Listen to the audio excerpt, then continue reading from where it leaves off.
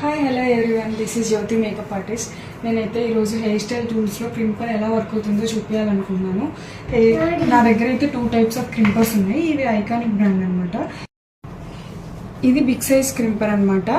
దీని వేవ్స్ చూస్తే చాలా దూరంగా ఉన్నాయి. ఇది క్రింపింగ్ చేస్తే కూడా కొంచెం ఆర్టిఫిషియల్గా అనిపిస్తుంది పెద్దగా ఉండడం వల్ల. ఇదేమో స్మాల్ సైజ్ ఉంటుంది. ఈ లైన్స్ చూస్తే దగ్గరగా ఉన్నాయి చూడండి. ఈ వేవ్స్ కూడా సన్నగా వస్తుంది, కొంచెం న్యాచురల్గా అనిపిస్తుంది. ఇది ఎక్కువ మంది న్యాచురల్గానే ప్రిఫర్ చేస్తారు కాబట్టి మనం ఎక్కువ ఈ క్రింపర్నే యూజ్ చేస్తున్నాం. ఇప్పుడు ఈ క్రింపర్ అనేది ఎలా యూజ్ అవుతుందో నేను మీకు చూపిస్తాను, చూడండి. స్మాల్ సెక్షన్స్ తీసుకొని క్రింపింగ్ అనేది చేసుకుంటాం అన్నమాట. ఎలా చేయాలో మీకు చూపిస్తాను రండి.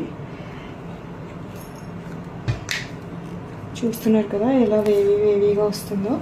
ఇలా చేయడం వల్ల వాల్యూమ్ అనేది ఇంక్రీజ్ అవుతూ ఉంటుంది. హెయిర్ స్టైల్ కూడా మంచి ఫినిషింగ్తో వస్తుంది. చూడండి ఎలా ఉందో.